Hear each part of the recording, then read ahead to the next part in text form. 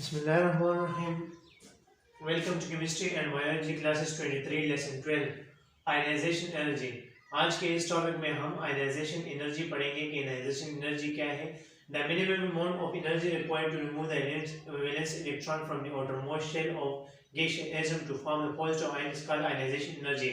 जब हम एक एटम की वैलेंस शेल जो इलेक्ट्रॉन है हम उसको रिमूव करते हैं तो उसके लिए हमारे साथ एक खास किस्म की एनर्जी की ज़रूरत होती है। तो उस एनर्जी को हम आयनाइजेशन एनर्जी का नाम देते हैं, जो कि हमारे साथ हर एटम के लिए एक खास एनर्जी लगती है। कुछ एटम के लिए ज़्यादा लगती है, कुछ एटम के लिए कम लगती है, लेकिन जिस एटम में नंबर ऑफ इलेक्ट्रॉन ज़्यादा हो, नंबर ऑफ शेल कम हो, तो उस एटम के लिए आयनाइजेशन एनर्जी ज़्यादा लगती है।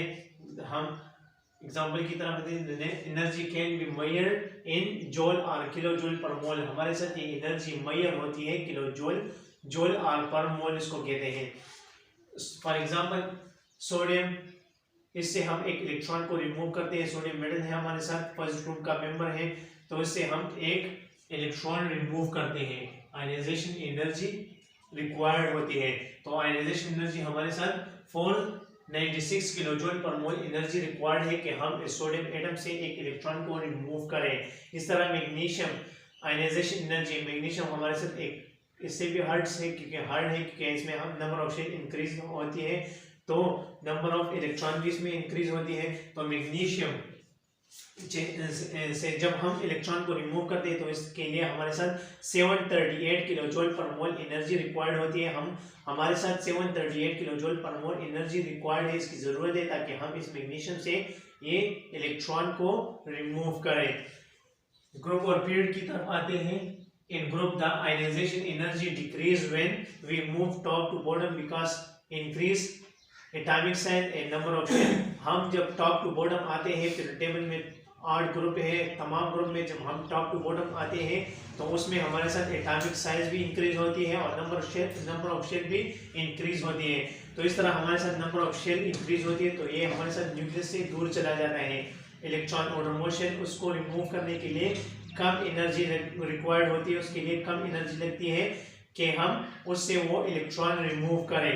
ग्रुप में आयनाइजेशन एनर्जी डिक्रीज होती है, कम एनर्जी लगती है एक एटम से इलेक्ट्रॉन को रिमूव करना। But when we move left to right, जब हम लेफ्ट टू राइट जाते हैं इन पीरियड में हम जब लेफ्ट टू राइट जाते हैं द आयनाइजेशन एनर्जी इंक्रीज। हमारे साथ ये आयनाइजेशन एनर्जी इंक्रीज होती है। क्यों इंक्रीज होती है? Because number of electron increase in the same shell, क्योंकि हमारे साथ उसी सेम शेल में पूरे पीरियड में हमारे साथ जितने 7 पीरियड है, हर पीरियड में हमारे साथ नंबर ऑफ शेल सेम होती है, सिर्फ इलेक्ट्रॉन की तादाद इंक्रीज होती है। तो जब हमारे साथ इलेक्ट्रॉन की तादाद इंक्रीज होती है तो नंबर ऑफ प्रोटॉन भी इंक्रीज होती है, न्यूट्रॉन भी आल्सो इंक्रीज होती है। तो ये हमारे साथ न्यूक्लियर कूलिंग इंक्रीज होती है। न्यूक्लियर का जो चार्ज है वो इंक्रीज होता है क्योंकि हमारे साथ इलेक्ट्रॉन और प्रोटॉन इंक्रीज हो जाते हैं, उसकी तादाद बढ़ जाती है, तो इसलिए हमारे साथ उसको ज़्यादा एनर्जी रिक्वायर्ड होती है, तो वो ज़्यादा एनर्जी लेते हैं, तो ये एटम हमारे साथ बहुत स्ट्रॉन्ग बन जाता है। तो इससे इलेक्ट्रॉन को रिमूव करना बहुत मुश्किल होता है, तो इसके लिए हमारे साथ एनर्जी बहुत ज़्यादा लगती है। Thank you.